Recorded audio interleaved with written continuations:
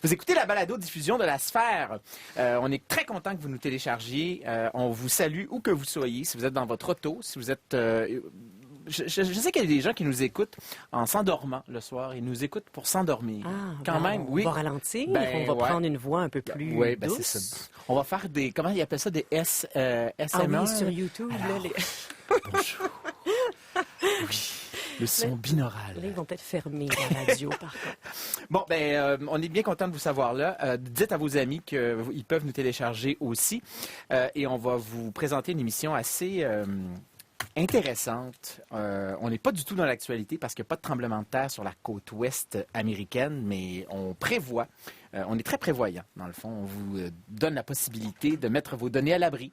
Et c'est tant mieux comme ça. Genre, honnêtement, on n'aurait pas voulu être en réaction à une catastrophe. Mais de toute façon, c'est parce que nous, on est en réaction à une catastrophe. Si la catastrophe a lieu, par exemple, le lundi, on arrive le samedi, nous, puis on n'a plus rien à dire. Donc là, ce qu'on fait, c'est qu'on prend, on prend de l'avance. C'est ça. Puis quand ça va arriver, téléchargez la balado. Qui disait gouverner, c'est prévoir? Oui, non, mais c'est formidable. On est quand même dans la grande chose. Alors voilà, bonjour Fabien. Bonjour Mathieu. Ça va bien? Vous nous avez partagé un article de New Yorker extraordinaire pour faire cette émission-là. Le Pulitzer 2015. Donc celui sur les tremblements de terre. Catherine Schulz. D'ailleurs, on va avoir une spécialiste qui va nous dire qu'elle est peut-être allée un peu fort de café. Oui, en disant que ça peut monter jusqu'à plus de 9, plus de 3 minutes. On y reviendra. Dans 10, c'est la vraie émission qui commence et ça va être quelque chose. Tenez-vous bien. Tenez-vous-le pour dit. Bonjour, ici Mathieu Dugal. Aujourd'hui à la Sphère, la Silicon Valley et nos données face au jugement dernier.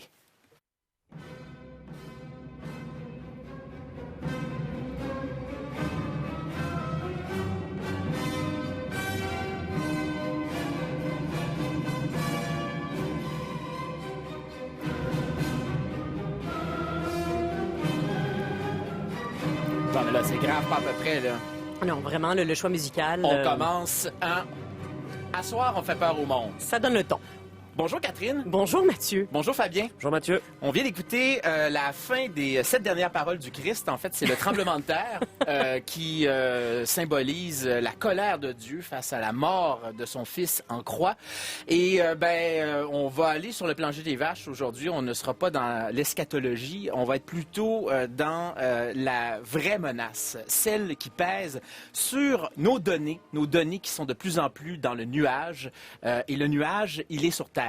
Le nuage, il est très terrestre et il est à risque, en fait, de disparaître, mais d'être littéralement rayé de la carte par d'éventuels tremblements de terre. Et vous savez qu'il y en a un très gros qui, actuellement... En fait, c'est une épée de Damoclès qui pèse sur la côte ouest aux États-Unis et même dans le nord de la côte ouest jusqu'à Vancouver, Seattle. Il y a des risques sismiques vraiment phénoménaux. Et c'est ce dont on va vous parler aujourd'hui. On a notamment ici en studio quelqu'un qui s'y connaît. Il est responsable lui-même d'un méchant paquet de serveurs. Il s'agit de Cédric Combé d'OVH. Bonjour Cédric. Bonjour Mathieu, bonjour à tous. Qu'est-ce que vous faites chez OVH? Moi, je suis le vice-président des ventes et du marketing pour OVH au Canada. Et vous êtes notamment responsable de ce centre qu'on retrouve ici au Québec, à Beauharnois. Exactement. Centre de données. Et vous allez nous expliquer qu'est-ce qui va se passer s'il arrivait une catastrophe. Qu'est-ce qui se passe avec ces centres de données-là qui contiennent maintenant, à toute fin pratique, nos vies. On va parler également avec une spécialiste dans la matière en Californie qui va nous expliquer comment se propagent les ondes. Bref, on va vous parler de données en temps de catastrophe. Mais auparavant, on va aller dans ce merveilleux monde de la techno, des nouvelles cette semaine assez ironique, merci. On va commencer avec vous, Fabien Lozac. Racontez-nous ce qui a retenu votre attention dans l'actualité cette semaine. C'est une étrange consultation autour de la neutralité du net où des commentaires apparaissent, des commentaires parfois publiés par des personnes mortes depuis des années. Vous savez que la neutralité du net, c'est quand même un téléroman que l'on suit depuis 2011 à la sphère de notre création, pour ceux qui s'en souviennent. Ce débat-là, aux États-Unis, c'est un débat assez fondamental pour l'existence l'importance du réseau et un débat qui a repris de plus belle avec la nouvelle administration présidentielle. Pour faire un petit rappel sur qu'est-ce que c'est que cette neutralité du net, essentiellement, ça signifie que un fournisseur d'accès à Internet, comme Bell, comme Vidéotron au Québec, doit garantir à tout un chacun d'entre nous, un accès à Internet sans restriction et puis aussi sans ralentir l'accès à certains sites. Ça fait partie des principes fondateurs du Web, hein, comme nous le rappelait Tim Berners-Lee ici même à l'émission l'an dernier. Exactement. On ne peut pas demander, par exemple, à Netflix ou à YouTube de payer plus cher pour assurer une vitesse plus rapide pour arriver chez le consommateur. Si vous, Mathieu, vous avez un blog, eh ben, cette neutralité vous permet que votre blog s'affiche aussi rapidement que YouTube, par exemple. Et donc, la neutralité du net, ça vise à préserver l'égalité et l'innovation. Et donc, l'administration Obama était pour cette neutralité. Elle avait fait voter une loi en 2015 qui la protège auprès de la FCC. Donc, c'est la Federal Communication Commission. Et donc, l'administration Trump, elle, y est plutôt hostile. Et cette dernière administration a décidé de lancer une grande consultation pour faire abolir la loi. Et cette consultation, elle est organisée sur le site, justement, de la FCC. C'est un succès énorme. 2,5 millions de commentaires postés sur le site. Et là, le problème, c'est qu'il y a un groupe de citoyens américains qui a découvert qu'on utilisait leur nom pour soutenir l'abolition de la neutralité du net dans les commentaires. On a un demi-million de commentaires anti-neutralité du net qui auraient été postés. Et parmi ce demi-million, il y en a des centaines de milliers qui usurperaient l'identité de citoyens américains. On aurait même fait participer des morts à cette vaste entreprise qu'on appelle une entreprise d'astroturfing. Vous savez que sur Internet, quand on simule l'engouement populaire. Et sur la communauté tech de Reddit, donc ce gigantesque forum, donc il y a un sous-forum qui s'appelle Tech, excessivement populaire, cette affaire, elle prend d'énormes proportions. Sur Tech, le débat sur la neutralité du net est toujours en premier, c'est celui qui est le plus populaire. Et cette affaire de faux commentaires, elle se classe deuxième. Et une grande partie de ces noms et d'adresses, on a découvert, ils proviennent de bases de données qui ont été volées au cours des dernières années. Et c'est de toute beauté. C'est de toute beauté. Ça regroupe un peu tous les problèmes de l'Internet en ce moment. Et il y a même des citoyens qui ont créé le site comcastroturf.com qui permet de vérifier si votre nom a été utilisé pour signer cette pétition. Donc c'est une forgerie entre Comcast qu'on accuse un peu de participer à cette cabale contre la neutralité du net. Le géant Comcast qui fournit donc des accès Internet a essayé de faire fermer ce site-là, sans succès pour le moment. Mais sachez que si la neutralité du net est révoquée, il pourrait le faire en un claquement de doigts. Et donc, mais c'est incroyable parce que Comcast est jugé parti là-dedans, parce qu'eux-mêmes, ils sont plutôt opposés au principe de neutralité du web, parce que là, ils auraient des chèques de Netflix pour avoir de la bande passante à plus savoir quoi en faire. Et ils s'arrangent pour faire fermer des sites de gens qui s'opposent à ça. C'est quand même extraordinaire. Et ils sont, Comcast, c'est comme une entreprise qui est relativement pas aimée aux États-Unis par leurs consommateurs. Ils n'ont jamais été très innovants. Et paradoxalement, ils disent que la neutralité du net nuit à l'innovation. Est-ce que c'est ça la main invisible du marché? Ça doit être ça. Ça y ressemble dangereusement. Merci beaucoup, Fabien. Une autre histoire complètement délirante, celle-là. On va vraiment, là, mais on va quand même être dans le festival du délire. Et là, c'est Google, ça implique Google et le salaire des femmes dans le monde de la techno aux États-Unis. Écoutez ça, c'est quelque chose. C'est pas fort. C'est pas fort, ouais, on va le dire. J'hésitais à le dire. Remontons un petit peu dans le temps. En janvier dernier, le département du travail, Department of Labor aux États-Unis, a déposé une poursuite contre Google en l'accusant de refuser de fournir l'historique du salaire de ses employés et leurs coordonnées. Alors, mettons les choses en place. Là. Google étant un sous-contractant du gouvernement, elle doit se soumettre, cette entreprise-là, aux lois du travail. Exactement, sur l'équité salariale, etc., et permettre éventuellement des enquêteurs fédéraux de pouvoir avoir accès à certaines informations. Ça, ce que je viens de vous décrire là, c'est le levier juridique par lequel le gouvernement est passé pour poursuivre Google. Mais bien sûr, ce que le gouvernement cherche à faire, c'est de prouver la discrimination salariale systémique envers les femmes chez Google. Mais on pourrait parler à plus large échelle dans la Silicon Valley par ailleurs. Mais là, écoutez la raison invoquée par Google. Bon, alors... Vraiment, ça va rester dans les annales, j'en suis persuadée. Je pense que oui. Alors, évidemment, que répond Google quand le gouvernement demande d'avoir accès à l'information qui touche les salaires de ses employés? Eh bien, que ça coûterait trop cher et que ça exigerait une logistique un peu trop lourde de compiler toutes les données requises dans la requête. Faudrait qu'il crée un département de RH, peut-être. D'où Jésus. Ils ont dit que ça prendrait 500 heures de travail et 100 000 $ pour se conformer aux demandes du gouvernement. Je veux juste vous rappeler ici que Google est une des entreprises les plus rentables des États-Unis avec un revenu annuel de 28 milliards de dollars. Et pour l'anecdote... Capitalisation boursière, 570 milliards de dollars derrière Apple. La seule compagnie qui est devant Google en capitalisation boursière, c'est Apple. Dont je vais vous parler tout à l'heure. L'avocat du département du travail, écoutez ça, c'est savoureux, aurait répondu en cours hier, parce que tout ça a lieu en ce moment. Là. Ouais, c'était vendredi. Le procès a lieu en ce moment, que Google serait capable d'absorber les coûts comme une éponge sèche serait capable d'absorber une petite goutte d'eau. Alors, traduisons en québécois... Tu me niaises-tu? Ça n'a aucun sens, évidemment, de dire que 100 000 $, c'est excessif pour pouvoir fournir les informations au gouvernement. Cela dit, Google s'est toujours défendu d'avoir une discrimination salariale envers les femmes dans ses rangs, que les demandes du gouvernement seraient une violation, en fait, de la vie privée de ses employés. Mais tout ça s'inscrit dans un système un peu plus large où vraiment la réputation de la Silicon Valley envers les femmes est pas tout à fait dorée. D'ailleurs, j'aurai un autre exemple de cela tout à l'heure. On va en parler tout à l'heure avec notamment l'inauguration de ce siège social pharaonesque d'Apple. Rappelons les bénéfices annuels de Google l'an dernier. Non, mais ça fait du bien. On va se vautrer dans les chiffres. 20 milliards de dollars de bénéfices annuels. C'est pas des revenus, là. Des bénéfices. Des bénéfices. Est-ce que ça aurait un rapport avec le conseil d'administration de Google qui est composé de 8 hommes et 2 femmes? Je sais Peut-être. pas. On peut poser la question. On peut poser la question. Mais c'est quand même une histoire hallucinante. Combien ça leur aurait coûté, ça? 100 000 $ faire les recherches. Ben, écoute, c'est ce qui se passe actuellement. Pas le temps, pas l'argent. Pas le temps, pas l'argent. Non, mais écoutez... Bon, allez, on va arrêter, là, on va se faire coller une poursuite. Nous, on n'a pas d'argent, puis c'est vrai. On va maintenant se diriger du côté de San Francisco. En fait, on va rester du côté de San Francisco et on va se mettre dans l'esprit avec une pièce qui nous rappelle la côte ouest.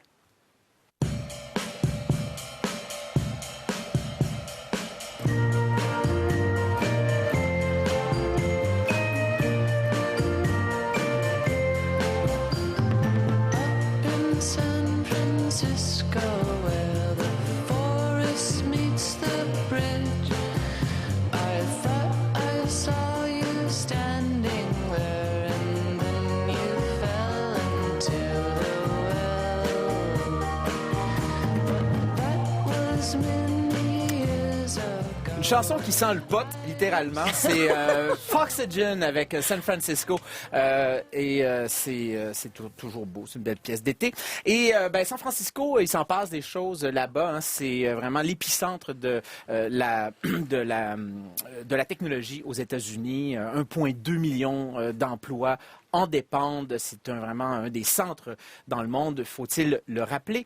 Mais ici, rajouté dans le paysage de la Silicon Valley cette semaine, un ovni. En fait, c'est un beigne. Un beigne sur suspension, on pourrait le dire comme ça. Oui. Ce beigne sur suspension, on peut aussi dire que c'est le siège social, le nouveau siège social d'Apple. Apple Park, 12 000 employés, 5 milliards. Faites-nous visiter ça, Catherine Mathis. Je vais essayer, oui, de vous mettre en contexte un petit peu. J'aime bien remonter dans le temps pour situer les choses. C'est pour ça qu'on vous engage. Alors, merci. Je vais essayer de garder ma job. En 2011, vraiment, Apple Park, c'est le dernier bébé de Steve Jobs.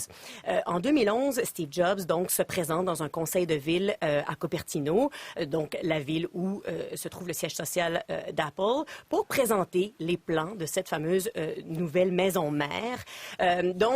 Évidemment, Apple est en croissance exponentielle. Les employés, le nombre d'employés explose. Ils sont disséminés aux 4 coins de la ville dans une centaine de bâtiments. Ça ne peut plus durer. Steve Jobs veut absolument rassembler tout le monde à la même adresse, mais pas dans n'importe quel bâtiment. on connaît Steve Jobs. Il fallait que ça soit quelque chose avec une signature. Et c'est pas n'importe laquelle. Ici, vraiment, on assiste à une espèce de vaisseau spatial, et c'est pas juste moi qui le dis, là, c'est une espèce d'immense cercle qui pourrait, vous l'avez dit, accueillir 12 000 employés. Là. C'est à la fois. Là. C'est vraiment pas rien.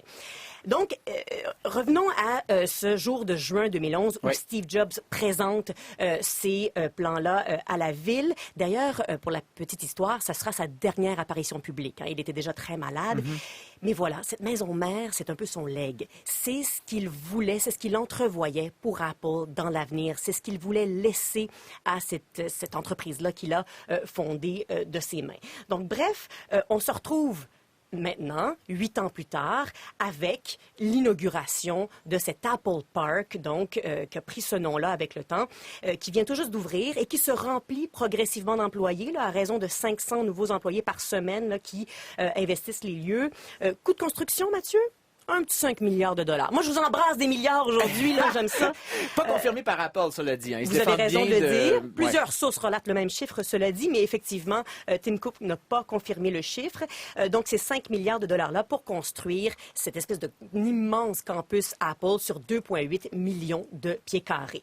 Évidemment, on a fait appel à un star architecte, Norman Foster, pour bâtir tout ça. Donc, on peut s'attendre à quelque chose qui dépasse les normes de qualité, de design et allons-y dans l'extravagance. Là. Voulez-vous que je vous décrive là, un petit peu ce qu'on peut retrouver sur cette affaire-là, ce vaisseau spatial-là? Allez-y. Allez-y dans le superlatif, Catherine. Des portes de verre hautes de 4 étages qui pèsent 200 tonnes. Je suis allée vérifier 2-3 fois pour m'assurer que... Non, 200 tonnes. Non, mais je me suis trompée dans mes chiffres. 200 tonnes. Des portes de 4 étages. Oui, elles font 86 pieds de haut, les portes, dites-vous ça. C'est vraiment... Ça dépasse un peu l'entendement. Tout a été fait sur mesure sur ce nouveau campus Apple-là, jusqu'au poignet de porte. La ventilation, Mathieu. Steve Jobs détestait l'air climatisé, les ventilateurs, tout ça. Il ne voulait pas que personne puisse ouvrir les fenêtres. Alors, il s'est dit, on va faire en sorte qu'on ait l'impression d'être toujours à l'extérieur, dans le bâtiment lui-même. C'est plus facile à San Francisco qu'à Montréal, cela dit. Évidemment. Donc, il a mis en place des espèces de petits capteurs qui orientent le vent pour s'assurer finalement que la prise d'air puisse circuler un peu partout dans les espaces. Donc, on veut brouiller les pistes entre l'intérieur et l'extérieur. Vous n'avez évidemment pas besoin d'ajuster la température parce qu'il y a des tubes d'eau dans les planchers, dans les plafonds qui régulent tout ça. Pour vous, Mathieu, il n'y a pas de problème. En fait, vraiment, toute l'idée derrière tout ça, et je pense que c'est l'idée derrière la plupart des innovations de Steve Jobs, c'est nous voulons développer un endroit, des produits à ce point innovants que nos propres employés n'aient pas le choix que de se dépasser. Sauf qu'il y avait quand même un aspect éditorial dans un des articles qui a été écrit sur cette question-là dans le Wired. Le journaliste rappelait que le iPhone n'a pas été désigné dans un édifice qui était... C'était pas très innovant. Mettons qu'il disait que l'iPhone, à toute fin pratique, avait été développé dans un édifice brun. Et que dire du Apple II? Oui, c'est ça. Exactement. Donc, l'adéquation entre bâtiment inspirant et beau produit, là, on repassera. C'est pour ça qu'on fait de la belle radio aussi. Ouais. Bon, on essaye. Mais donc, j'allais dire. Un bâtiment, peut-être innovant selon certains points de vue. Vous l'avez dit, le bâtiment, c'est détracteur également. Mais pas très innovant, Mathieu, sur le plan des conditions de travail. Surtout à une époque où on parle tant de conciliation travail-famille. Et là, d'ailleurs, s'il y a des mères qui sont à l'écoute, si vous êtes debout, asseyez-vous. Si vous êtes dans votre auto, rangez-vous causer d'accident. Rangez-vous sur le bas-côté parce que là, ce que vous allez entendre, c'est à proprement parler, ahurissant, au 21e siècle, qu'on puisse désigner un édifice de cette manière-là. C'est un peu décevant, en fait, parce qu'on a pensé au bien-être des employés. On voit qu'il y a eu un soin de ce côté-là. D'ailleurs, il y a un immense centre de soins, d'entraînement de 100 000 pieds carrés. Vous avez vos dentistes et vos médecins sur place. On veut que tout soit prévu pour vous. Ben oui. Tout sauf une garderie. Alors, Oh mon Dieu, j'ai oublié ça. sur 2,8 Quel enfer. millions de pieds carrés, Oh là là. aucune garderie. C'est Alors, tout un évidemment, message qu'on Non, envoie mais aux c'est femmes, ça. ben, hein. qu'on envoie à Ouais, n'importe qui. En fait, je vous Oui. dirais, c'est que c'est un bâtiment qui ne suit pas les tendances en termes de rapport au travail. C'est que on n'est plus dans une logique où on aurait pu l'être dans les années 70-80, où on se donnait corps et âme et qu'on délaissait un peu peut-être une sphère familiale. Maintenant, les deux sont tellement imbriqués que de penser à un bâtiment de cette envergure-là, avec cette extravagance-là, où on a pensé à tout, on a pensé à tout, là, Mathieu, sauf à ça. Steve Jobs s'est tellement impliqué là-dedans, ça pouvait pas être un hasard, là. Ça peut pas être un oubli. Il a pensé à tout. Il a pensé jusqu'au restaurant, par exemple. Combien de restaurants vous pensez pour 12 000 employés? Je le sais, mais je répondrai pas. Un seul. Pourquoi? Parce que Steve voulait, je l'appelle Steve, hein, il me le permettra, il voulait absolument forcer les gens à se rassembler, à se parler. En gros, là, il voulait créer un endroit pour que tout le monde puisse passer sa vie là, Mais pas sans se d'enfants. reproduire, Ouais. idéalement. Et quand je parlais des femmes, évidemment, faut souligner qu'en général, celles qui sont, en fait, le sexe qui est généralement stigmatisé sur la côte ouest, c'est celui qui subit justement les pires affronts, ben, c'est les femmes. Oui, on en a parlé tout à l'heure. Ouais, c'est ça, qui sont toujours aux prises avec des problèmes d'équité. C'est elles qui s'occupent des enfants, donc bon, bref. Qui sacrifient leur carrière. Sacrifient leur carrière, ouais.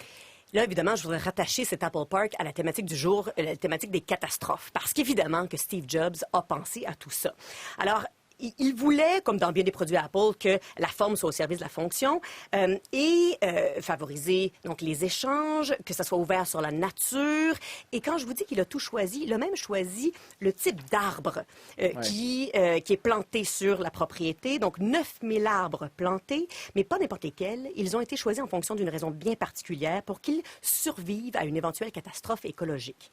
Donc les végétaux qui sont là pourraient survivre à une sécheresse, par exemple. Donc ça, c'est pas anodin. Donc ça, c'est un des enjeux auxquels a voulu répondre Steve Jobs. Et la dernière chose, ben, faut souligner que c'est une région sismique. Bien sûr. Et on a mis, quand je parlais de bangs sur suspension, Des espèces- c'est le cas. Là. Oui, des bases d'acier qui peuvent permettre aux bâtiments de bouger jusqu'à 4 pieds et demi sans empêcher les gens de travailler, en étant tout à fait fonctionnels. Donc, on n'est plus juste dans l'efficacité, là, on est dans l'efficacité à toute épreuve, évidemment, avec une philosophie un peu d'une autre époque. Oui, ben c'est ça. On a mis ça, on a mis notre bâtiment sur une suspension, mais on n'a On a tout prévu sauf les On familles. n'a pas pensé à quelque chose pour les familles. Ben voilà. Ben écoute, ça en dit long quand même. Hein, 5 milliards pour ça. C'est très beau d'ailleurs. C'est quand même beau. Vous trouvez? Moi, je trouve ça beau. Oui. Mais bon, c'est mon goût. tous les goûts sont dans la Moi, j'ai pas de nature. goût, de toute façon. C'est une région sismique et on va vous parler de cet aspect-là parce que la Silicon Valley, là, ils ont quand même une pas mal grosse épée de Damoclès au-dessus de la tête. Ça s'appelle un big one ou un very big one, un très gros tremblement de terre qui devrait arriver dans les prochaines années. Quels impacts est-ce que ça va avoir sur vos données, nos données, sur l'économie des États-Unis et de la Silicon Valley? Bien, j'ai décidé de poser la question avant qu'on arrive avec une scientifique qui s'est intéressée précisément à ça, avec quelqu'un de Crypto-Québec. Elle s'appelle Geneviève Lajeunesse et je lui ai demandé qu'est-ce qui se passe quand il y a une catastrophe? Qu'est-ce qui se passe avec nos données quand il y a une catastrophe? Je lui en ai parlé hier. Voici ce qu'elle m'a répondu.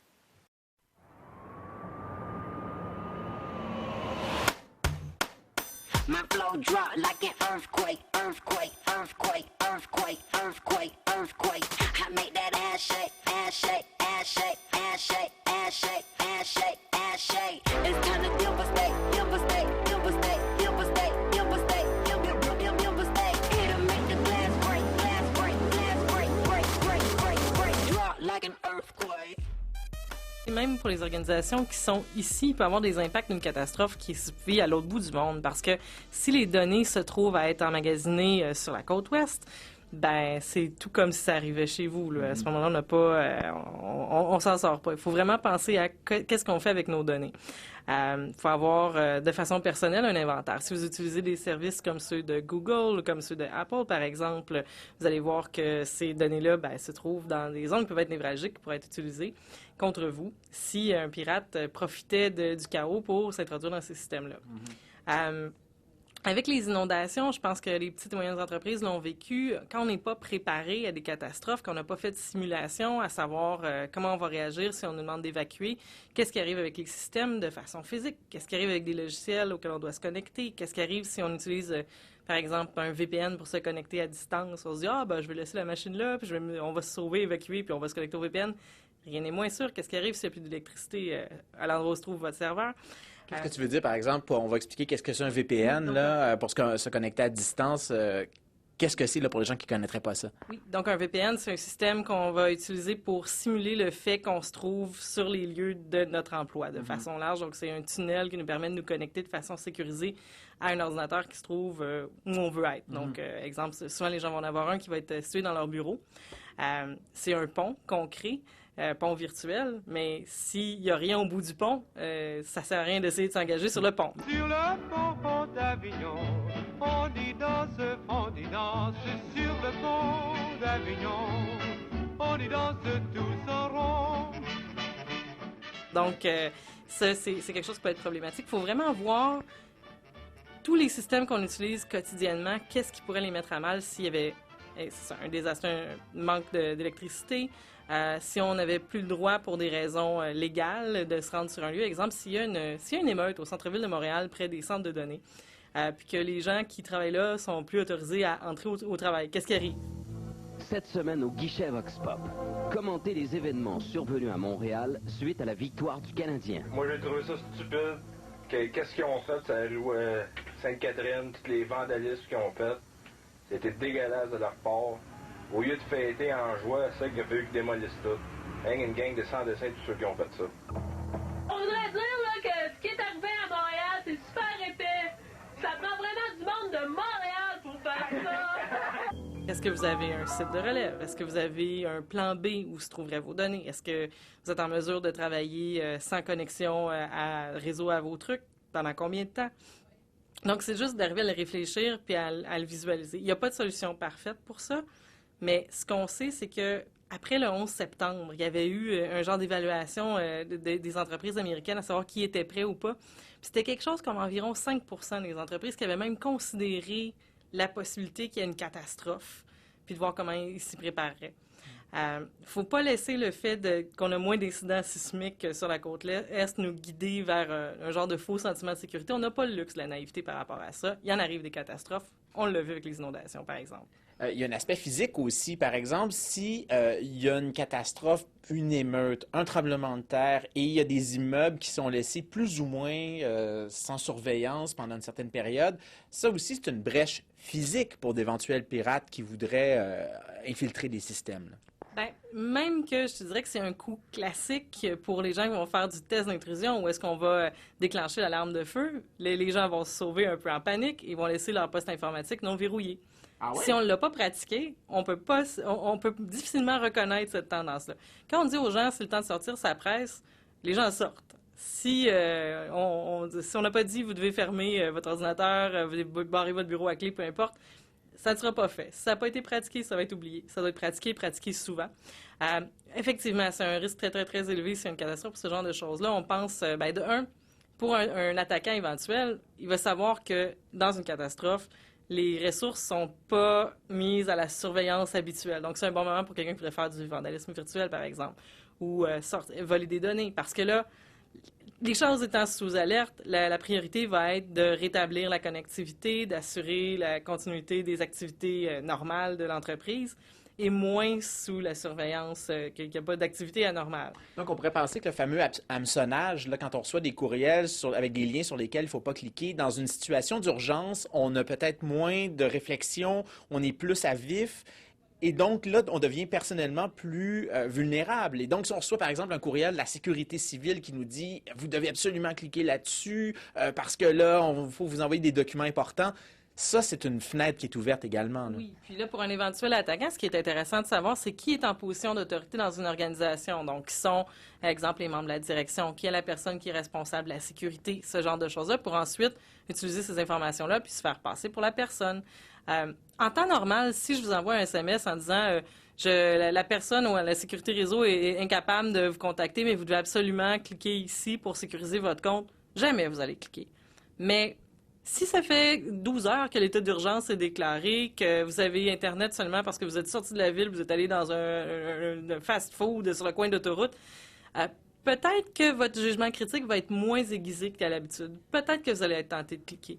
Si on vous appelle et exemple, quelqu'un pourrait se faire passer pour la sécurité civile ou le conjoint d'un membre de la direction, ou peu importe, peut-être que votre jugement critique sera pas aussi aiguisé. C'est ça qui est une opportunité pour des attaquants. C'est des moments où on est capable de vous mettre sous pression, de vous faire prendre une décision en limitant les données, les points d'information qui vous permettent de bien Écoutez, madame, réfléchir il aux vient à choses. nos oreilles que vous avez des problèmes avec nos produits. Oui. Qu'est-ce qui s'est passé exactement? Là, moi, j'aimerais savoir ça parce que je fais des inspections puis je fais Ah, des... c'est moi ce qui est arrivé, monsieur. J'ai acheté la laveuse sécheuse puis j'ai le frigidaire. Ouais, bon. Le frigidaire a commencé, ils l'ont changé 3-4 fois parce qu'il était pas correct. Les 3 morceaux, ça. Hein? Plus que 3, oui. Bon. Après ça, là, ils sont venus me porter des boîtes pour mettre dans mes légumes, puis ils étaient encore plus pires que la mienne. Ben oui, madame, de quelle façon vous traitez nos produits? Ben comment? De quelle façon t'as dit nos produits? Voyons donc, monsieur, ça fait... Il y a des façons, madame, de se servir de certaines choses en servant de sa tête, pas de ses pieds, vous comprenez ce que je veux dire, hein? Écoutez, monsieur, vous êtes m'insulté, je vais vous accrocher à ligne. Madame, Le chromé, là, c'est pas moi qui l'ai cassé. Dans le fond, ce que vous nous dites, Geneviève, c'est qu'aujourd'hui, quand on pense plan d'urgence, là, qu'on soit dans une organisation, qu'on soit à la maison, qu'on soit à peu près n'importe où, il faut aussi penser plan d'urgence pour nos données. Absolument. Si on passe plus au niveau personnel, au niveau des familles, imaginez que vous n'avez pas accès, exemple, à votre compte Facebook, Google. Bon, on va dire que c'est pas la fin du monde, mais comment les gens qui vous cherchent vont tenter de vous rejoindre? Donc, il faut penser à un plan d'action. Comment je ferais? C'est quoi la chaîne d'appel que je ferais pour dire « Salut, ça va, je suis correct ». Si votre mode principal de connexion, vous êtes une bonne personne qui avait mis le multiple facteur d'authentification, donc vous avez utilisé une app, par exemple, pour vous connecter à votre Gmail, en plus de votre mot de passe. Qu'est-ce qui arrive la journée où votre téléphone n'est pas disponible? Est-ce que vous avez prévu le coup?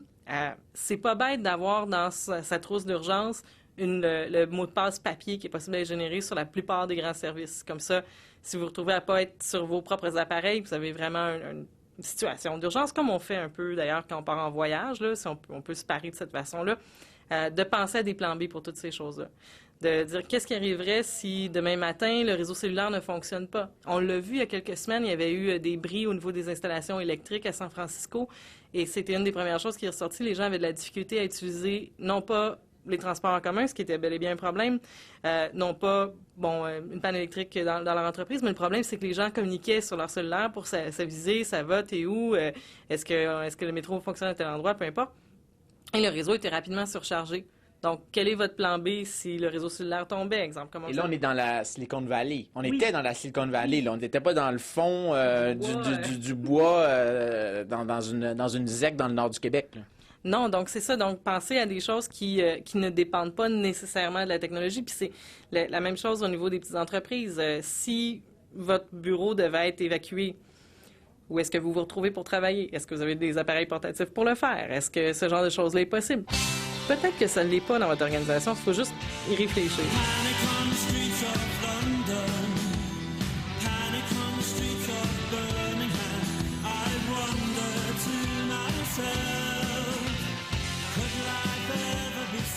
Quel répertoire, Mathieu? Oui, on sent que le réalisateur s'est amusé cette semaine. Oxygène de Smith. Ah oui, c'est... j'ai plusieurs chapeaux cette semaine. DJ Dugal pour vous, mesdames. Eh bien, oui, c'est la sphère qui se poursuit et on vient d'entendre Geneviève Lajeunesse de Crypto-Québec qui nous expliquait qu'est-ce qui pourrait se passer s'il arrivait une catastrophe, justement, en rapport avec nos données. Eh bien, maintenant, on va aller du côté de la côte ouest, rencontrer une fille de Québec. Elle s'appelle Christine Goulet. Elle est directrice exécutive pour la science au Southern California Earthquake Center de l'Université of Southern California. Elle est à Los Angeles au bout du fil. Bonjour, Christine Goulet. Bonjour. Christine Goulet, bienvenue à l'émission. C'est un grand plaisir de vous avoir ici. C'est une première, d'ailleurs, qu'on vous reçoive comme ça. D'ailleurs, on salue tous vos amis de la polyvalente des compagnons de quartier qui sont peut-être à l'écoute parce que c'est là que vous avez étudié, notamment au secondaire à Québec. Oui. Et maintenant, donc, vous êtes sur la côte ouest depuis une quinzaine d'années. Dites-moi, est-ce que vous avez peur? Vous êtes spécialiste des secousses sismiques sur la côte ouest. Est-ce qu'il faut avoir peur de ce qui pend au bout du nez des gens, notamment en techno, sur la côte ouest? Bien, il faut avoir peur juste assez pour se préparer. On dit souvent que c'est pas une question de if, It's a question of when. Donc, c'est pas vraiment est-ce qu'il va y avoir un tremblement de terre, c'est quand. On peut pas prédire exactement à court terme quand ce sera. C'est certain qu'il va y avoir des gros tremblements de terre à certains endroits comme Seattle, potentiellement plus gros qu'à Los Angeles ou San Francisco. Puis en même temps, ben je me dis, c'est pas mal partout dans le monde que ça arrive, mais il faudrait pas que vous mettiez la tête dans le sable parce que au Québec, dans la région de Charlevoix, il y a déjà eu des tremblements de terre pas loin de magnitude 8, donc similaire à ce qu'on peut s'attendre sur San Andreas. Même chose dans le coin du Mississippi. Puis, ben, les tremblements de terre peuvent paraître plus rares au Québec. C'est vrai qu'en général, il y en a moins souvent, mais la probabilité d'un gros est plutôt semblable à ce qu'on a sur la côte ouest en termes de grosseur puis d'impact potentiel. Bon, OK, ben, un instant. Là, vous nous dites que vous êtes presque direct au-dessus de l'affaire de San Andreas et vous nous dites ici au Québec, notamment avec des centres de données, on a quelqu'un d'OVH d'ailleurs qui va venir nous parler de ça tout à l'heure, il faudrait quand même qu'on y pense à ça parce que ça pourrait avoir des répercussions assez solides. Et vous êtes une spécialiste de la composition du sol et vous nous dites notamment que le sol au Québec il fait en sorte que les tremblements de terre peuvent avoir des impacts plus gros. Est-ce que c'est vrai, ça? C'est pas vraiment le sol lui-même, mais c'est la croûte terrestre est différente. Alors, si on a un tremblement de terre de magnitude 6, mettons, dans Charlevoix, juste pour dire, puis on a un magnitude 6 ici, quelque part à Los Angeles, les effets ou le niveau de tremblement, là, ce qu'on appelle les ground motion, là, comment ça va shaker, va s'étendre sur une région beaucoup plus grande au Québec, par exemple, ou n'importe où, en fait, à l'est des Rocheuses, à cause de la composition de la croûte terrestre elle-même. Les ondes sismiques ont tendance à s'atténuer beaucoup plus vite en Californie, où la croûte est endommagée, il y a eu beaucoup de failles déjà. Mm-hmm. Et puis ça, c'est une chose qu'il faut penser, parce que c'est pas Des fois, les gens parlent de le tremblement de terre, le building est designé pour un magnitude 7. C'est pas comme ça que ça fonctionne. On fait le design pour un niveau de tremblement, de mouvement de sol. Et puis ça implique la magnitude et aussi la distance, puis aussi le type de matériel dans lequel on est. Donc la croûte, mais aussi le sol. Le sol, c'est un autre effet supplémentaire. Si on est dans un bassin sédimentaire, par exemple, on va peut-être amplifier les mouvements pour certaines fréquences. Donc, les tremblements de terre ont une fréquence, un peu comme la musique a une fréquence, puis il y a certains édifices ou structures qui réagissent à différentes fréquences. Bon, OK. Et, Ça, donc, on sait qu'au Québec, vous nous dites, c'est pas parce qu'on est sur le bouclier canadien qu'il faut pas s'inquiéter pour ça, mais vous, sur la côte ouest, il y a quand même énormément d'entreprises techno. Écoutez, la Californie, c'est 1,2 million d'employés qui travaillent dans le domaine de la techno. C'est le premier État techno aux États-Unis. Il y a un tremblement de terre, le siège social d'Apple là, qui est sur une suspension. Est-ce qu'il est protégé? Il est un peu plus protégé, puis l'avantage de ces systèmes d'isolation de base ou d'isolation de socle comme ça, c'est que ça élimine la propagation des ondes de haute fréquence. Les instruments, les ordinateurs, toutes les choses technologiques sont très sensibles aux hautes fréquences. Donc, ce qu'on fait, ils isolent un peu. C'est comme le but de ces systèmes-là, c'est de laisser le building comme flotter, puis la terre va bouger en dessous. C'est ça le but. Ouais. Mais quand même, la région... Oui, mais quand même, la région se prépare pour un scénario du pire. Et ce scénario-là, il s'appelle le scénario Haywire. Qu'est-ce que c'est, ce scénario-là? Qu'est-ce qui pourrait se passer s'il y avait un gros tremblement de terre, par exemple, dans la région de San Francisco? Donc, oui, il y a quelques années, on a fait, je vais vous donner un petit peu un prémisse de ce qui s'est passé à Los Angeles, comment ça l'a impacté, puis qu'est-ce qui est en train de se faire avec Haywire dans le coin de San Francisco. Mm-hmm. En 2008, le centre pour lequel je travaille, on fait des simulations sur ordinateur d'un tremblement de terre plausible, pas nécessairement le plus gros, mais plausible, qui s'est déjà vu sur San Andreas, c'est un magnitude 7.8, ils l'ont appelé le shakeout scenario. Puis suite à ça, ils se sont mis à évaluer, à avoir plein de gens au niveau politique, dommages, niveau sociétal, comment tout ça fonctionne, pour estimer les impacts de ça. Puis ça l'a fait réaliser à quel point que même si Los Angeles est très bien préparé pour les tremblements de terre, on n'est pas bien préparé, pas assez. On peut perdre de l'eau et l'électricité pendant 3 à 6 mois. Nous, c'est critique parce qu'on n'a pas d'eau comme vous.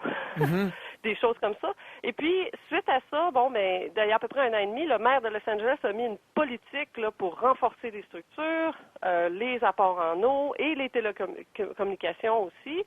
Puis, ça a eu tellement d'impact. Maintenant, ils répètent le même exercice pour l'affaire de Hayward, qui est moins connue peut-être que San Andreas, mais qui peut générer des tremblements de terre d'à peu près la même grosseur. Et il faut comprendre que San Andreas et Hayward sont deux failles qui sont très proches, Oui. qui chevauchent San Francisco et Oakland et San Jose et tout ça. Donc, le but de ça, c'est encore de répéter un peu ce qui a été fait pour le shakeout. Mais rappelons Et qu'est-ce puis- que... Oui, mais avec le Haywire, là, ça pourrait... il pourrait avoir des conséquences assez graves, là. C'est quand on prévoit vraiment le pire, là. Et le pire, c'est une disruption, pour reprendre un mot que la Silicon Valley aime, pas mal sérieuse, là. Absolument. Mais je vous répète, on n'essaie pas de prédire le pire. On essaie de choisir un événement plausible. C'est une magnitude 7. On pourrait avoir jusqu'à 8 ou 7,9 dans ce coin-là. Le but, c'est de voir quelque chose qui serait possible parce qu'on ne veut pas rentrer dans l'alarmisme non plus, mais on va essayer de se préparer. OK, si on va juste alarmiste, les gens disent, ben oui, mais ça n'arrivera pas. Donc, on choisit un scénario qui est plausible, très possible, Ouais. pour avoir une espèce d'estimation plus réaliste. Puis oui, c'est un gros problème pour tous les centres de données. Il y a tellement de tech qui est concentré dans le sud de la baie, surtout San Jose Ouais. et tout ça, là.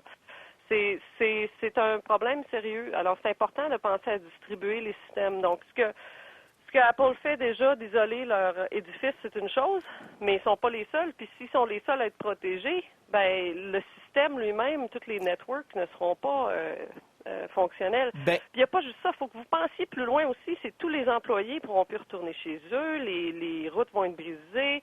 Il n'y aura pas nécessairement de gens qui peuvent travailler dans ces centres-là. Ils vont s'occuper de leur famille. C'est toutes des choses auxquelles on ne pense pas nécessairement. Et là, vous avez parlé Mais dans le d'électricité qui pourrait éventuellement manquer à Los Angeles. On peut imaginer l'effet d'un manque d'électricité sur des centres de données ou encore des sièges sociaux comme ceux d'Apple, comme ceux de Google. C'est vraiment des répercussions qui pourraient être très grandes et qui pourraient également nous toucher ici au Québec. Et c'est ce dont on va parler avec notre prochaine invitée, Christine Goulet. Merci beaucoup. C'était vraiment très instructif tout ça. Directrice exécutive pour la science au Southern California Earthquake Center de l'Université de Southern California. On vous parlait en direct de Los Angeles. Merci beaucoup, Christine. Merci. Bonne journée. Bonne journée. Et maintenant, on va parler de scratching. Rhythm, you have it or you don't, you don't, you don't have rhythm, you have it or you don't, you don't, you don't, you don't, you don't.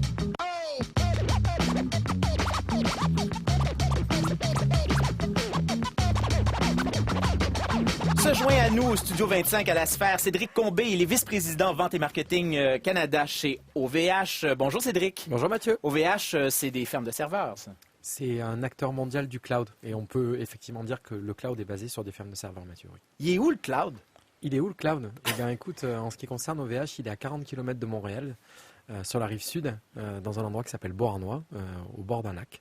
Et à côté d'un barrage électrique que les Québécois connaissent bien, qui est le barrage électrique d'Hydro-Québec. Ben oui, c'est ça, c'est l'ancienne usine d'Alcan, l'ancienne illuminerie que vous avez investie avec ces serveurs-là. Donc, il est notamment là.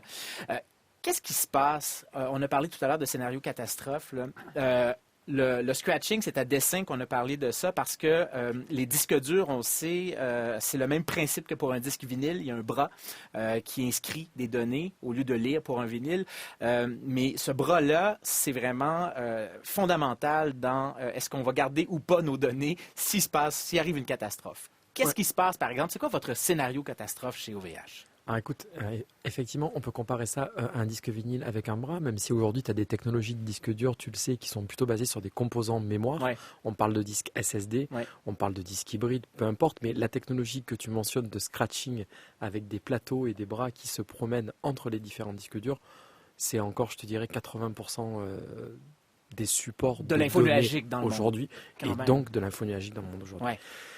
Donc le scénario catastrophe dont parlait l'invité précédent, en fait, nous, c'est assez simple. La seule façon de prémunir que les données soient perdues, donc la donnée, elle est perdue, comme tu l'as dit Mathieu, si le bras vient scratcher la surface du disque sur laquelle elle était écrite. Dans le rap, c'est le fun, mais pas dans les données. Pas trop dans les données. En tout cas, nous, c'est ce qu'on veut éviter absolument. Donc tout l'enjeu, c'est d'être prévenu suffisamment longtemps à l'avance. Alors, je ne te parle pas d'être prévenu des heures à l'avance, mais quelques minutes ou même quelques dizaines de secondes à l'avance pour pouvoir faire quoi? Tirer la plug. Ah oui, littéralement. Mais oui. Parce Donc, qu'en c'est fait, en fait, on caricature, là, c'est un interrupteur. mais complètement. On ferme l'interrupteur. Si c'est tu ça. tires la plug, en fait, dans le fond, tous les bras vont sortir des disques Mhm. et des plateaux des disques durs. Ouais. Et donc, ta donnée sera protégée. Après, lorsque la catastrophe sera terminée, il s'agira de redonner l'accès à cette donnée-là. Mais ce que tu veux faire en premier, lorsqu'il y a une catastrophe naturelle qui arrive, c'est protéger l'intégrité de la donnée. On parle d'intégrité de données à ce moment-là. Et ben, la solution la plus rapide, c'est de tirer la plug. Oui, mais là, par exemple, on a un tremblement de terre dans Charlevoix. C'est pas loin. On a connu ça notamment en 88. Ça a brassé pas mal, et même jusqu'à Montréal. Là, vous avez vous avez des systèmes qui vous avertissent de ça. Là. Vous êtes branchés sur ces systèmes-là. Alors nous, on est branchés sur des systèmes, mais comme le sont d'autres organismes, comme les hôpitaux, ou comme les gendarmeries, Mhm. comme un certain nombre d'organismes. Donc si tu veux, il y a vraiment là, on parle de scénario catastrophe. Et après, il y a beaucoup de scénarios qui se passent dans la vie de tous les jours et qui ne sont pas tous des catastrophes naturelles. Donc dans ces cas-là, les données, on parle de protéger l'intégrité de la donnée. Le dernier ressort, c'est ce que je te disais, c'est tirer la plug. Ouais. Mais avant ça, les données, elles sont recopiées dans 1, 2 ou 3 endroits. C'est ça la beauté de l'info nuagique, la beauté du cloud. C'est-à-dire que lorsqu'un client souscrit à une offre d'info nuagique, les données, elles sont régulièrement sauvegardées à un endroit qui est distant. Oui, où sont-elles, par exemple, vos différentes fermes de serveurs, Alors, moi, j'ai vos des fermes- centres? Alors moi, j'ai des fermes de serveurs en Europe, j'ai des fermes de serveurs en construction aux États-Unis, donc juste de l'autre côté de la frontière, un qui est à 80 km sud-ouest de Washington DC, et un qui va être de l'autre côté, pas très très loin de Vancouver, d'ailleurs, puisqu'on en parle en début d'émission. C'est audacieux quand même. Oui, oui. On est au-dessus, mais encore une fois, Catherine, ce qui se passe, c'est que ce que tu veux, c'est protéger l'intégrité de ta donnée et donc la recopier dans plusieurs endroits. Donc moi, si tu veux, comme chez OVH, on a décidé de déployer un réseau de fibre optique à échelle de la planète, moi j'ai des clients qui recopient leurs données en France, qui ont une partie de leurs données qui sont ici, une partie de leurs données qui sont en France, et les deux se recopient l'un avec l'autre. Donc, par si tu as un exemple, tremblement de terre à un point A, eh ben, le point B ne va pas être touché, et donc assez rapidement, tu vas pouvoir récupérer l'accès à tes données. donc, théoriquement, s'il arrivait un gros tremblement de terre et que vous n'aviez pas le temps, par exemple, parce que c'est arrivé trop rapidement, de fermer justement l'alimentation de ce centre de données à Bois-Noir, ces données-là, elles sont ailleurs dans le monde, donc elles ne seraient pas nécessairement perdues là, si les disques venaient à être inutilisables. Ben écoute, c'est vraiment ça qu'on cherche avec le cloud, mais encore une fois, toutes les données ne sont pas répliquées. D'accord ? Quand tu as une entreprise et que la donnée est ton pétrole et ta matière première, la première chose que tu dois faire, Mathieu, c'est déterminer quelles sont les données qui sont absolument essentielles et vitales à ton entreprise de celles qui sont plus secondaires. Alors, ça me faisait sourire ton argument avec Google. Donc là, on pense que chez Google, ben, les données RH, elles ne sont pas vraiment nécessaires. Ça dont on D'après parle ce en que tu début disais, d'émission, oui, c'est ça, exactement. oui. Donc, le premier enjeu pour une entreprise, c'est d'identifier quelles sont les données qui sont vitales à son fonctionnement et celles qui ne le sont pas. Celles qui sont vitales à son fonctionnement, bien entendu, tu as compris, ce qu'on va faire, c'est qu'on va les dupliquer. Et ça, c'est la géographiquement. responsabilité de vous ou du client? Mais non, c'est la responsabilité du client. Nous, notre responsabilité en tant qu'hébergeur de ces données-là, c'est de donner des solutions à nos clients pour qu'ils puissent le faire. Mhm. Mais ensuite, Donc, par exemple, si un client a des données chez vous, ce ne serait pas nécessairement une mauvaise idée de se faire lui-même aussi des copies de sauvegarde de chez lui. L'idée, c'est que plus on a de copies de sauvegarde, plus on est immunisé contre d'éventuelles catastrophes. exactement. Et après, c'est toujours une balance entre le coût de ce que tu veux faire. Donc, par exemple, copier des données 2, 3, 4, 5, 6 fois, ça a un coût. Et la valeur que tu accordes à ces données. Donc, on en revient toujours à la même histoire. Est-ce que c'est une bonne idée d'avoir des centres de données sur la côte ouest? Écoute, Ils en construisent un, donc. Oui, mais c'est ça, notamment à Vancouver, où on attend là aussi éventuellement peut-être un very big one. Ouais, mais- C'est quand même... en fait, c'est un, ce que tu c'est veux un pari, ça. c'est un pari, mais qui est nécessaire, Mathieu, parce que quand tu construis un centre de données, tu le construis géographiquement au plus proche de tes clients. Mhm. Parce que tu ne veux pas, en tant que client, avoir une latence, donc on va parler de latence réseau, tu ne veux pas avoir une latence réseau trop importante entre le point où tu te situes et le point où sont stockées tes données. Donc, Ouais. tu sais, on pourrait tous mettre toutes nos données dans un endroit qui n'a jamais été touché par un tremblement de terre. Ça serait fun parce que les données ne seraient jamais perdues, on n'atteindrait jamais à leur intégrité. Par contre, ça ne serait pas le fun au quotidien. Et heureusement, c'est 99,999 fois sur 100, il n'y a pas de tremblement de terre, il n'y a rien qui se passe, parce que tu mettrais un temps fou pour accéder à ces données-là. Donc tu dois multiplier les centres de données partout sur la planète. pour pouvoir y avoir. Pardon? On a de l'eau ici, hein? On a de l'eau. Merci Mathieu. Non, mais c'est un sujet de parler de émotif, là, catastrophe, là, perdre- ça me donne de l'émotion, ça se peut pas. Ça fait perdre la voix. Donc, tu veux absolument multiplier les centres de données pour avoir accès à ces données rapidement. Et après, tu fais en sorte de... La fameuse redondance. Exactement. Et c'est faire peur au monde, ben, ça permet aussi de se préparer au pire. Eh bien, on va en parler de ces Cassandres-là, des gens qui nous promettaient la catastrophe. Et la catastrophe, elle est arrivée. Merci beaucoup, Cédric Combé. Je rappelle que vous êtes vice-président vente et marketing Canada chez OVH, et on va passer maintenant à des gens qui ont averti justement il y a quelques années que ça pouvait aller très mal. Et coudonc, ils ont eu raison. N'est-ce pas, Fabien? Rappelez-vous de Comme ça, WannaCry. comme Rappelez-vous de WannaCry, Oui. c'était il n'y a même pas 2 semaines, je pense. Rappelez-vous aussi de I Love You. C'était 10% des ordinateurs de la planète qui avaient été infectés. On est à la fin des années 90 et il y a un groupe de hackers, je vais raconter une petite histoire, hackers, pirates informatiques, appelez ça, ou bidouilleurs, vous choisissez la définition que vous voulez, qui s'est retrouvé dans les questions de quelques arpents de piège. Et la question, c'était la suivante. Qu'est-ce que le groupe de geeks appelé Loft, L0PHT, a affirmé pouvoir paralyser en 30 minutes devant une commission du Sénat américain? Ça, c'était pour une tarte verte ou une tarte jaune? Je sais pas, un petit camembert. Moi, j'appelle ça un camembert. Moi, Vous j'appelle appelez ça ça une tarte. Ah, Pas une ok. tarte. Chacun ses origines. Ils avaient affirmé pouvoir mettre fin, ni plus ni moins, à Internet. Et quelques mois plus tôt, le même groupe Loft avait trouvé une faille majeure dans un des protocoles du web, et l'exploitation de cette faille aurait eu un effet en cascade assez dévastateur sur les routeurs qui étaient utilisés à l'époque.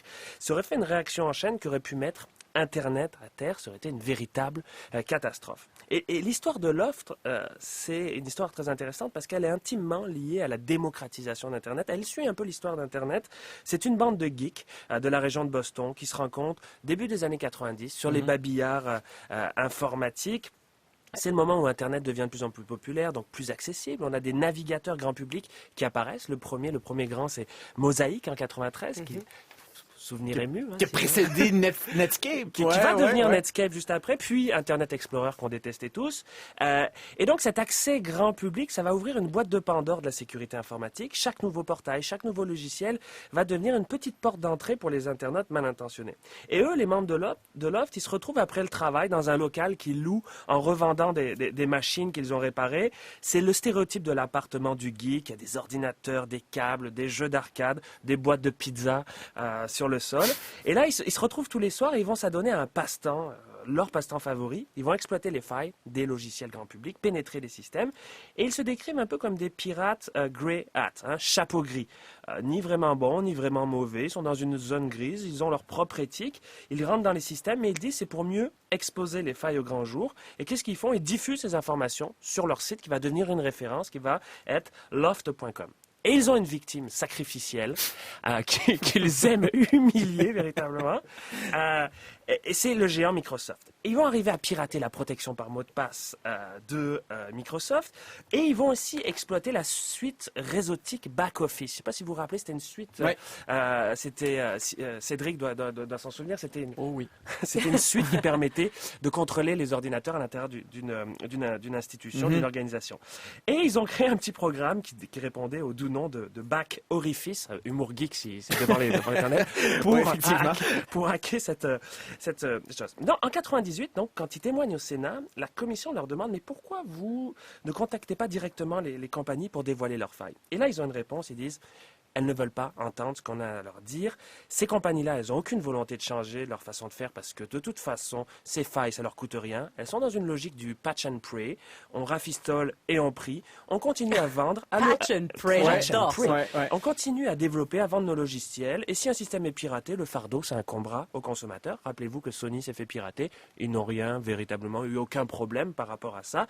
Le PS Store s'est fait pirater. C'est les consommateurs, finalement, qui ont eu à dealer avec ça. Et là, va donner un avertissement au Sénat américain. Ils vont dire, si on ne responsabilise pas l'État et les entreprises maintenant, on est en 98, on court au désastre. Les attaques vont se multiplier dans les prochaines années et finalement, ça va paralyser complètement le web. Il y a un article de New York Times de 1999 qui les décrit d'ailleurs comme les Ralph Nader de l'ère numérique. Vous vous rappelez que Ralph Nader avait attaqué, il était avocat à l'époque, avait attaqué General Motors, un fameux modèle, la Corvair. Unsafe at any speed, c'était son fameux livre. Oui, et donc les membres de l'OFF allaient forcer l'État à réformer la sécurité. Et depuis, rien n'a véritablement changé en 20 ans. Space Rock, qui est un des anciens membres de l'OFF, nous dit qu'il n'y a aucune volonté gouvernementale de changer. Et du côté des institutions, du côté des entreprises, on dit que de toute façon, toute volonté de réguler Internet, qu'est-ce que ça va avoir comme effet de freiner l'innovation. 2 ans plus tard, le virus I Love You qui va contaminer 10% des ordinateurs de la planète. Et après ça, une liste de virus, Pikachu, Flame, WannaCry dernièrement. C'est créatif quand même, tous ces noms. Comme quoi, faudrait pas attendre qu'il y ait un tremblement de terre pour commencer à y penser. C'est un peu le message qu'on voulait vous livrer aujourd'hui. Puis le marché autorégulateur, en général, ça fait des autos qui explosent à l'impact et ça prend des gens comme Ralph Nader pour nous le parler. Vous êtes notre Ralph Nader, mon cher Fabien. C'est comme ça qu'on termine cette émission et on va aller joindre... On n'a plus le temps pour vous défendiez. On va aller joindre maintenant notre ami Francis Redé qui est dans son restaurant et qui va nous parler de bouffe dans quelques minutes. Oui, bonjour Mathieu, ça va bien? Ça va très bien, Francis. Alors, cher Mathieu... Oui, allez-y, de quoi vous allez nous parler? Est-ce que vous avez parlé de la forme... Oui, est-ce que vous avez parlé de la forme de la boîte à pizza d'Apple qui vient d'être lancée? On n'a pas eu le temps. Alors, la forme de pizza Apple est ronde. Elle est exactement la forme de l'Apple Park. C'est une pizza normale, finalement. Qui va être construite, qui est en voie d'être ouverte. Ils sont des fours Non, mais la boîte est ronde. La boîte est ronde. Oui, la boîte est ronde. La boîte est ronde. Oui. Alors, donc... Oui, exactement. Alors donc, à l'émission aujourd'hui, on va parler des solitudes dans les bières. Alors, vous avez 2 bières devant vous dans les sacs. Les 2 solitudes, des bières québécoises influencées par la Belgique et celles influencées par l'Angleterre. Merci Mathieu. Merci. C'est de la fin d'émission, ça. On va terminer la balado là-dessus parce que là, ça tourne encore, cette affaire-là. On va juste terminer. Oui, puis en plus, j'ai un bel ouvre-bouteille pour ça. On va terminer. Ils ont mis en place un système pour réchauffer les pizzas. La pizza, c'est quand même la base de l'alimentation neutre et geek. Ils ont mis en place un système pour conserver ou réchauffer les pizzas, les 2, je pense, qui permet justement, quand on a acheté une grosse pizza et qu'on l'a pas finie, de pouvoir la récupérer et la remanger comme si elle était... mais ça, je l'ai vu, ça, en fait. Mais moi, je pensais de... Il n'y a pas de garderie. Moi, j'imagine... Ça s'appelle un micro-ondes. C'est ce que je vous disais tantôt, Fabien. J'aimerais que vous poursuivez votre idée, parce que vous n'êtes pas allé assez loin. Mais vous avez été consensuel. Et qu'on manque de temps. Non, mais de toute façon, on est en balado, il y a plein de monde qui nous télécharge, et c'est ça, c'est le bonus de la balado. On veut entendre ce que vous avez à dire. Mais non, mais je veux simplement compléter, c'est parce qu'on se disait un peu hors d'onde que, oui, est-ce que c'est vraiment... est-ce qu'il a vraiment voulu ne pas mettre de garderie? Écoutez, quand on est rendu à créer une boîte à pizza, là, on n'est plus dans l'infrastructure, là. On est vraiment dans le fonctionnement, là. On a pensé aux moindres détails. En fait, c'est pas une boîte à pizza, là. Faut quand même... c'est ça que vous m'avez mélangé. C'est pas une boîte à pizza, c'est un récipient. En fait, c'est un... Bon, un contenant, c'est un contenant. L'animateur. Un instant. C'est parce on peut pas faire ça en ondes, tu sais. Mais hors d'onde, dire que l'animateur est un peu pointilleux, ça se peut. Bon, le contenant. Allez-y, Mathieu. Non, mais je comprends votre point, Catherine. C'est que Steve Jobs est allé jusqu'à designer des choses pour la cafétéria et il n'a pas pensé à la garderie. Donc, c'est voulu. Non, mais c'est voulu, cette chose-là. J'ai pris une note. Par contre, chez OVH, juste Mathieu, pour te dire, chez OVH, nous, on a une garderie au siège social. À Roubaix. À Roubaix, dans le nord de la France, on a une garderie de 55 enfants, je crois, 55 ou 56 enfants, pour à peu près 700 personnes au siège aujourd'hui. Tu vois. Donc nous, on a intégré le bien-être de l'employé jusqu'à la garderie jour 1. Donc OVH a pensé à ça, mais Steve Jobs n'a pas pensé. On aurait pu en parler. Le point de Catherine, et moi je faisais un peu l'innocent par rapport à ça, et à dessein ou non, vous jugerez. Mais c'est quand même... Non, mais il pense à peu près tout. Il fait faire des portes par... combien vous avez dit? 4 étages de haut. On a des machines à pizza pour réchauffer la pizza, pour qu'elle soit parfaite. Et ne pas penser à la garderie. Et est-ce qu'on peut se prononcer là-dessus en disant que cette personne-là avait peut-être, et je dis peut-être, je mets tout en guillemets, une espèce de problème avec la famille, je sais pas, il y a des histoires personnelles quand même qui ressortent aussi dans sa vie. Non, mais il a reconnu très tard sa fille, donc Isaacson en parlait dans sa biographie d'ailleurs. Oui, il y a sûrement toutes sortes de précédents personnels là-dedans, mais il y a aussi le fait qu'il y a un très faible pourcentage d'employés féminines chez Apple ou dans la Silicon Valley en général. Je pense que le plus haut taux, et j'ai pas vérifié, là, vous m'enverrez pas pas de tomates, mais je pense les ai. que c'est quoi? C'est 10% chez Facebook? Je pense que c'est pas mal Facebook qui a la palme. En fait, j'ai la répartition par État. Et en fait, l'État où on a plus de femmes dans dans les emplois. En fait, en Californie, la répartition des emplois hommes-femmes dans la technologie, c'est 66-33. Et le District of Columbia a le plus haut taux de représentation féminine dans les entreprises techno, et ils sont à 40 %. Donc, vous voyez que même dans les endroits où c'est très fort, ils n'ont même pas la parité. Mais tout ça pour dire qu'à l'époque où Steve Jobs a pensé à ça, je pense que la femme n'était pas sur son écran radar. C'est plate à dire, mais c'est un peu ça. Et que monsieur avait d'autres choses à faire que de s'occuper en fait, de c'est ses pour ça enfants. que tout à l'heure, en fait, je voudrais peut-être m'excuser parce que j'ai tout de suite dit, j'ai pensé garderie, j'ai fait le lien avec les femmes, mais quand on sait qu'il y a une répartition des tâches quand même ici, mais en fait, dans la Silicon Valley, la personne que ça va déranger, dont ça va déranger la carrière, ça sera pas le gars, ça sera pas le père. Ça va être la mère qui va être aux prises C'est avec bien la ces balado. conséquences. On peut préciser ce qu'on a dit un peu trop précipitamment en ondes. Et on peut poser des petites questions en littérature. Vous pensez que Dave Eggers, dans son roman Le Cercle, vous pensez qu'il s'inspire du vaisseau amiral de Apple pour cette métaphore-là de cette entreprise omnisciente, omnipotente? Qui demande la transparence à tout le demande monde. la transparence totale? Il y a eu plusieurs prototypes. Quand je dis plusieurs, c'est beaucoup. Là, il y avait une centaine d'architectes qui travaillaient sur cette affaire-là pendant des années. Ah oui. Steve Jobs a demandé des refontes et des refontes et des refontes. Ça a déjà été, vous voyez, une espèce de grand triangle un peu circulaire. Après ça, une espèce de forme. Vous voyez, en ce moment, là, le fidget, là, comment ça s'appelle? Fidget spinner. Bon, cette affaire-là, ça a déjà eu cette forme-là. Mais vous savez pourquoi ils ont changé la forme de ça? Parce qu'il y a je crois que c'était un de ses employés qui avait dit à Steve Jobs qu'une des formes qu'il avait privilégiées pour un des plans des campus, ça ressemblait à un phallus.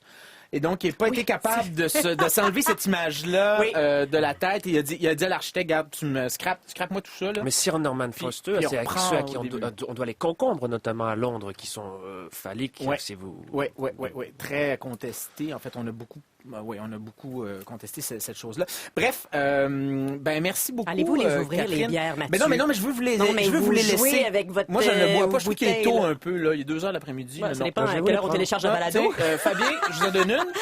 Cédric, pour vous remercier d'être venu, c'est les Grands Bois, donc une Black IPA que je vous laisse. Merci. Je comprends rien Merci. avec les langues Qu'est-ce de qu'il y a la dans le bière. sac, Mathieu? Des verres. Ah. C'est plat. Vous voulez-vous des verres en plastique, Catherine? Non, ça va. C'est tout pour cette balado échevelée. C'est le moins qu'on puisse dire. Merci beaucoup, Cédric. C'est un grand plaisir de vous recevoir. Puis j'espère qu'on va vous revoir bientôt. Comme vous voulez. L'invitation est lancée. Catherine, merci. Merci, Mathieu. Fabien, merci. Et nous, on se revoit samedi prochain pour d'autres aventures. On va être là. Puis on est facile à trouver en ligne si vous voulez nous joindre, nous insulter, nous envoyer des pokes. Hey, il y a moyen d'être gentil aussi. Non, mais ça arrive, hein. Ça arrive, les insultes. Oui? Non. Ça m'arrive. Jamais. Quelques fois par semaine. Ouais. Non, ouais. Bye.